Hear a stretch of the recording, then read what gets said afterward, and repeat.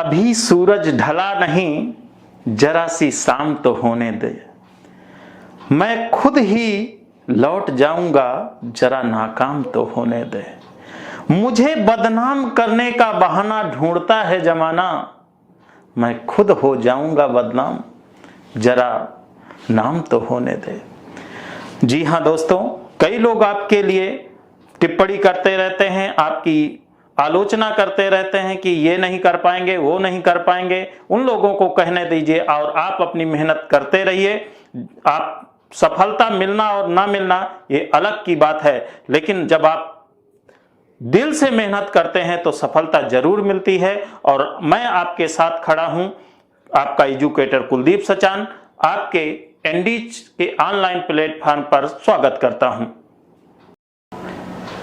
चलिए, इस वीडियो में हम पढ़ेंगे व्युत्क्रम अनुपात अर्थात इनवर्स रेशियो। इनवर्स रेशियो क्या होता है, इसके बारे में हम जानकारी लेंगे। तो जैसे यदि हम आपसे कह दें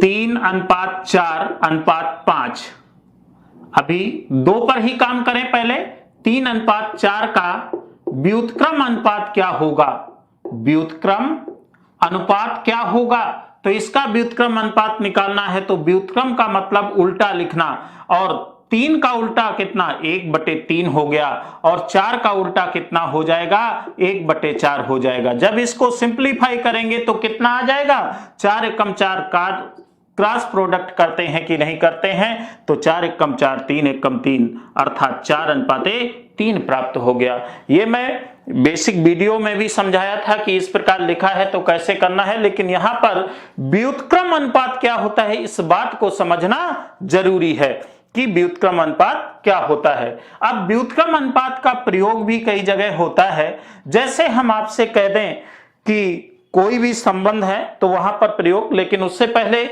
इसमें 3 का 4 का 5 का जो भी मामला है उसको कैसे सॉल्व करेंगे इसको समझें। तो यदि हम कह दें 3:4:2 का व्युत्क्रम अनुपात क्या होगा, का व्युत्क्रम अनुपात क्या होगा, व्युत्क्रम अनुपात क्या होगा, इसका व्युत्क्रम अनुपात निकालना है। ये दूसरा क्वेश्चन, ये पहला रहा। अब 3:4:2 का व्युत्क्रम अनुपात, तो इसका व्युत्क्रम अनुपात कैसे निकालेंगे, तो भैया व्युत्क्रम अनुपात इसका उल्टा 1/3 अनुपात 1/4 अनुपात 1/2। मैंने आपको बता रखा है कि जब भी इसको सरल करना है तो एलसीएम ले सकते हैं, लेकिन अभी मैंने एलसीएम नहीं पढ़ाया है। तो एलसीएम नहीं पढ़ाया, फिर भी मैं एक बार एलसीएम के मेथड से बताऊंगा। एलसीएम कैसे निकालते हैं, ये 4 हो गया, जो चीज आ चुकी है उसको दोबारा शामिल नहीं करना। बड़ी संख्या ले लिए, 4 हो गया, और अब 4 के बाद 2 देखिए, 2 इसमें है ना, 2 दूनी 4 कट रहा है। अब ये 3 तो इसमें नहीं है तो 3 लगा दीजिए, तो ये 12 हो गया एलसीएम। 3 चौको 12, तो ये 3 कट जाएगा, 4 बचेगा, 4 एकम 4 आ गया। अब ये कितना, 4 एकम 4 3 आ गया, तो कितना, 2 दूनी 4, 2 बचेगा, यहां से 2 का भाग देंगे तो 2 बचेगा, इसमें 3 6, तो 6 आ गया। 4:3:6 प्राप्त हुआ कि नहीं हुआ, ये सरल हो गया। कुछ लोग को एलसीएम नहीं आता है, यदि नहीं आता है तो आप कमेंट्स बॉक्स में लिखेंगे तो मैं एलसीएम का बेसिक वीडियो भी बना दूंगा, क्योंकि आपको ये बताना पड़ेगा कि सर हमें प्रॉब्लम क्या हो रही है। उनका भी बेसिक वीडियो मैं बना दूंगा। 4:3:6, लेकिन एक आसान तरीका भी मैंने बताया था, जो नहीं भी पढ़ा है उसको भी समझ में आए।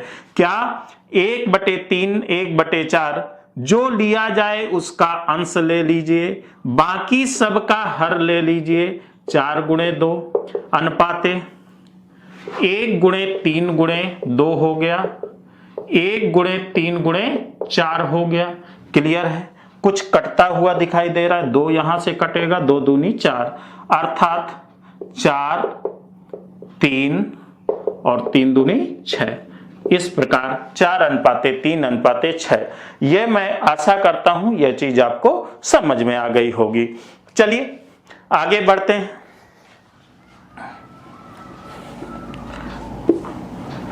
क्वेश्चन नंबर 3 में आते हैं। तो जैसे आपसे कई बार देखने को आपको मिलता होगा 5/6 अनुपाते 3/4 अनुपाते 2/3 का व्युत्क्रम अनुपात क्या होगा? व्युत्क्रम अनुपात क्या होगा?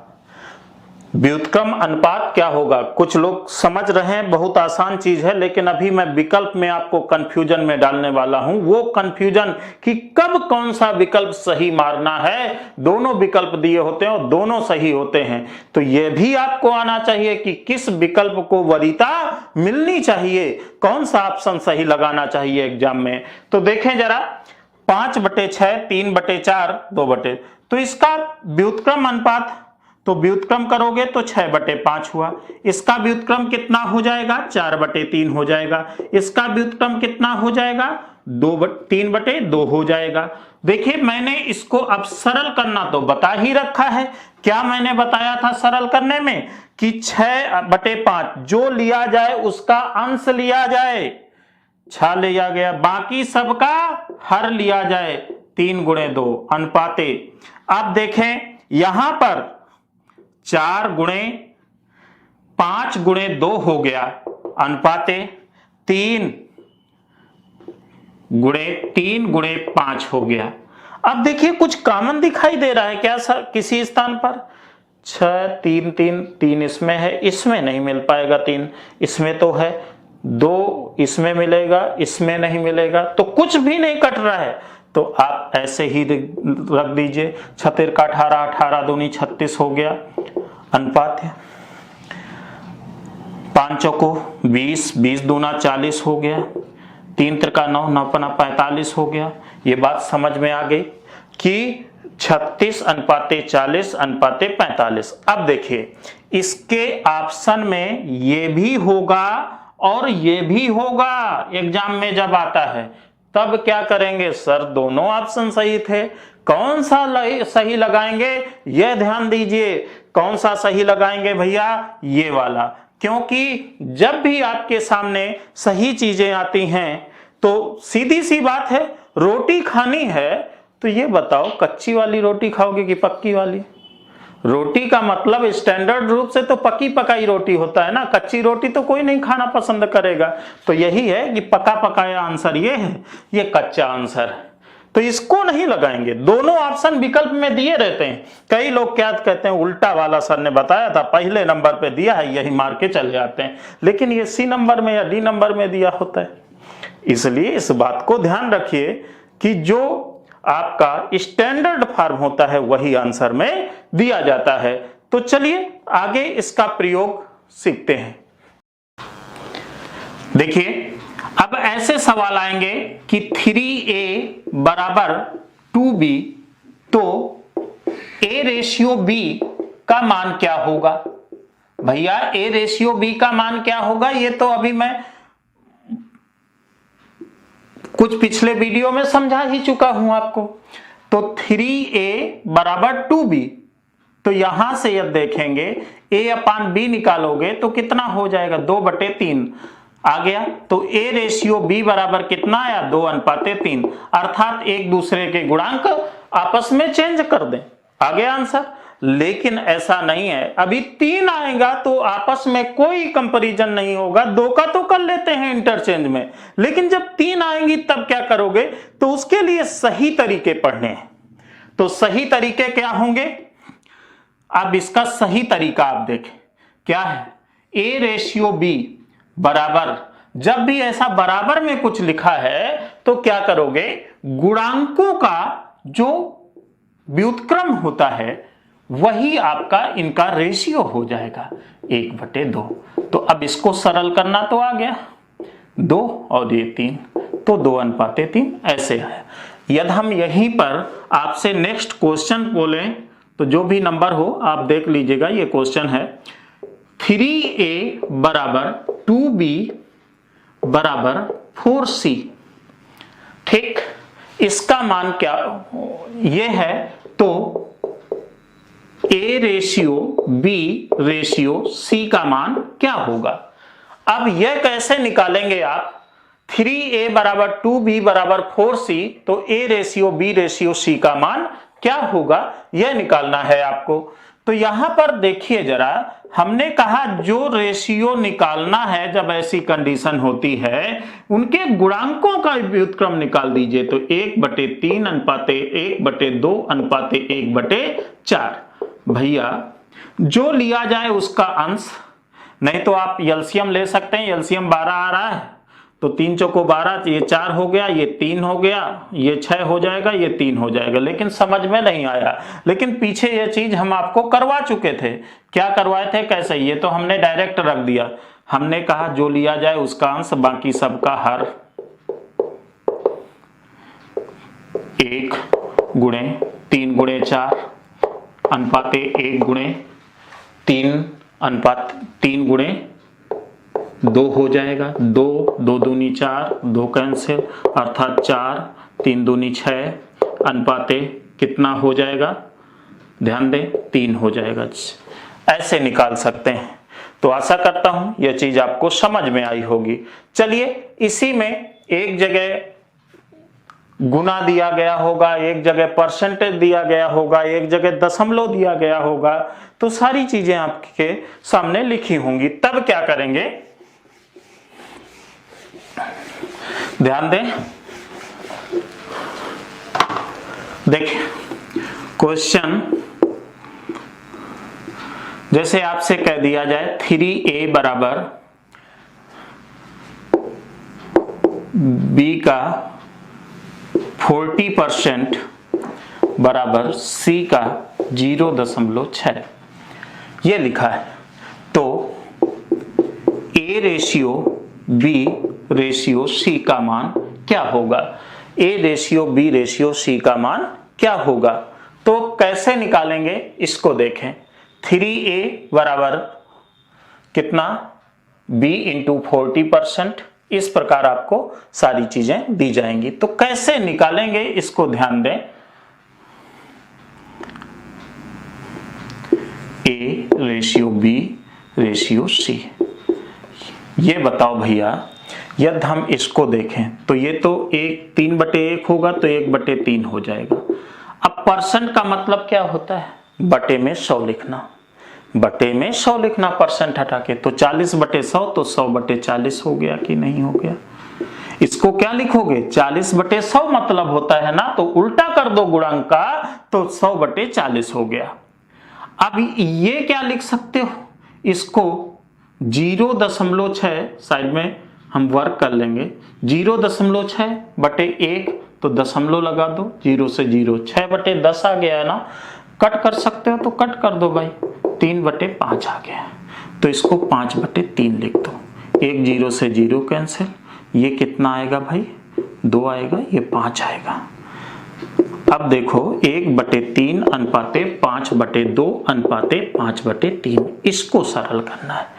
तो इनका एलसीएम कितना होगा, 3 दूनी 6 होगा, दिखाई दे रहा है 6 होगा। जब 6 एलसीएम होगा तो ये डायरेक्ट कितना 2 आ जाएगा, 3 3 15 आ गया। अब ये कितना 5 दूनी 10 आ गया, अर्थात 2 अनुपाते 15 अनुपाते 10, ये आपका आंसर हो जाएगा। आशा करता हूं सारी चीजें आपको समझ में आ गई होंगी। अरे भाई रुकिए रुकिए, जा कहां रहे हैं भाई, अभी तो वीडियो बाकी है, अभी कुछ चीजें और भी सीखना बाकी है। तो देखिए जैसा कि मैंने क्वेश्चन लिख रखे हैं, क्वेश्चन नंबर 1, रुपए 11,070 को 1170 को 1,170 को एबीसी के बीच 1/2 अनुपात 1/3 अनुपात 1/4 के अनुपात में बांटा जाए तो ए का हिस्सा क्या होगा। तो भैया 1/2 अनुपाते 1/3 अनुपाते 1/4, इसको सरल करेंगे तो कई बार ये मैं प्रयोग कर चुका हूं आपके सामने। तो एक लिखने की जरूरत नहीं है, 3 गुणे 4 हो गया अनुपाते, ये कितना हो जाएगा यहां पर 1, तो 2 गुणे 4, अब ये कितना 2 गुणे 3।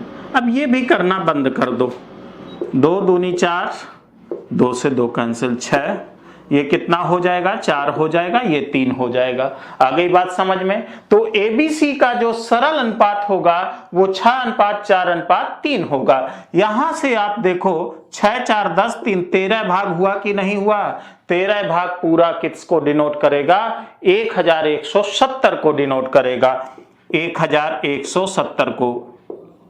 ठीक, तो 13 नमा 170 17 हो गया, ये 0। 1 भाग बराबर 90 के, तो a का हिस्सा कितना होगा, a का हिस्सा 6 भाग है कि नहीं है। तो a का हिस्सा जब 6 भाग हुआ तो कितना प्राप्त हो जाएगा, 6 गुणे 90 अर्थात 9 छक्का 54, 540 रुपए आपका आंसर हो गया। बात क्लियर है। अब देखिए क्वेश्चन नंबर 2 आपके सामने क्या कह रहा है। 5460 को एबीसी के बीच इस प्रकार बांटा जाए कि a का 3 गुना अर्थात 3a तथा b का 4 गुना c का 2 गुना आपस में बराबर हैं। तो b का 4 गुना और c का 2 गुना आपस में बराबर है, इस प्रकार लिख लिए। तो अब इनका रेशियो कैसे निकालते हैं आपको पता ही है, 1/3 अनुपाते 1/4 अनुपाते 1/2 हो जाएगा। अब जब इसको निकालना है तो अंश 4 दूनी 8 हुआ कि नहीं हुआ। अब जब ये लेंगे तो 3 दूनी 6 हुआ ना, जब ये लेंगे तो कितना हो जाएगा, 3 चौको 12, ये 2 से कट रहा है ना सभी, 4 3 और ये 6 आ गया। 4:3:6 इनका अनुपात आ गया। इस अनुपात में बंटना है तीनों को। तो यहां पर यदि देखोगे तो कितना प्राप्त हो जाएगा, 4:3:6 कितना हो जाएगा, 4 3 6 है ना, 4:3:6 तो कितना 13x टोटल करेंगे 54 60, 13 चौको 52 हुआ, 2 बचेगा, 13 दूनी 26, 420, 1 भाग बराबर 420 के। जब 1 भाग बराबर 420 किसका हिस्सा, a का हिस्सा, तो 4 गुणे 420 बराबर कितना हो जाएगा, 20 चौको 80, 4 चौको 16, 1680 रुपए आपका दूसरे वाल किसका हिस्सा होगा, a का हिस्सा होगा। अब देखिए इसी में क्वेश्चन नंबर 3 क्या कह रहा है, 3 व्यक्ति किसी निश्चित दूरी को तय करने में जो समय लेते हैं उनका अनुपात इतना है, तो उनकी चालों का अनुपात क्या होगा। मैं सूत्र का प्रयोग करने वाला नहीं हूं, इस बात को ध्यान रखिए, सारी चीजें आपको ध्यान रखनी है। मैं सूत्र का व्यवहारिकता में आइए, ये बताइए आपको जैसे यहां से जहां पर भी आप बैठे हैं वहां से दिल्ली जाना है, कुछ लोग हो सकता है दिल्ली में बैठे हों लेकिन किसी नियत स्थान पर जाना है, एक स्थान से दूसरे स्थान तक जाना है। आप साइकिल से जाओगे तो क्या देर लगेगी कि एरोप्लेन से जाओगे तब देर लगेगी, एरोप्लेन से कि साइकिल से, साइकिल से देर लगेगी, एरोप्लेन से जल्दी पहुंच जाओगे, ये आपको पता है। कार से जाओगे तो साइकिल की अपेक्षा जल्दी पहुंचोगे। तो सबसे स्पीड तेज किसकी होती है, एरोप्लेन की, फिर कार की है, फिर सबसे धीमी स्पीड किसकी है, आपकी साइकिल की। इसका मतलब है जो धीमे चलती है वो ज्यादा समय ले रही है ना एक निश्चित दूरी तक जाने में, अर्थात जब हम धीरे चलेंगे तो ज्यादा समय लगेगा, धीरे अर्थात कम चाल होगी तो ज्यादा समय लगेगा। तो कैसा संबंध, उल्टा संबंध है, समय और चाल का संबंध उल्टा होता है। तो आपका समय का अनुपात कितना लिखा है, 4:5:6 है ना, तो चालों का अनुपात, चाल स्पीड का रेशियो कितना हो जाएगा, इनका व्युत्क्रम अनुपात 1/4:1/5:1/6 हो गया। तो यहां पर जब हल करोगे 5 का 30 हो गया, जब ये लेंगे 6 चौको 24 हो गया, इसको छोड़ दीजिए, जो लिया जाए उसका हर छूट जाता है। ये कितना 4 एकम 4 पंचे 20 हो गया, कुछ कट रहा है ना, कट रहा है, 2 से 15 हो गया, ये कितना 12 हो गया, ये कितना हो गया 10। अभी भी कुछ कट रहा है? नहीं कट रहा है। तो यही आपका फाइनली आंसर आ गया। आशा करता हूं ये सारी चीजें बहुत ढंग से समझ में आई होंगी। इसका प्रयोग चाल दूरी में बहुत विधिवत करने को मिलना है। तो अब अगला वीडियो हो सकता है आपका मैं एक दूंगा, यदि आप कहेंगे कि use of ratio in speed and time या टाइम एंड डिस्टेंस, ऐसा कुछ वीडियो आपको मिल सकता है यदि आप कमेंट्स बॉक्स में कहेंगे। नहीं तो मैं तो अपने अनुसार पढ़ाता ही रहूंगा। जो जरूरत है आप बोलते जाइए, लेकिन अभी चैप्टर की शुरुआत की बात मत करिएगा। थोड़ा सा धैर्य रखिए, चीजों हमसे रूबरू होते जाइए, फिर बाद में टॉपिक पर भी आएंगे। तो आशा करता हूं ये सारी चीजें समझ में आई होंगी। मिलते हैं नेक्स्ट वीडियो में, तब तक के लिए टेक केयर, बाय बाय, जय हिंद।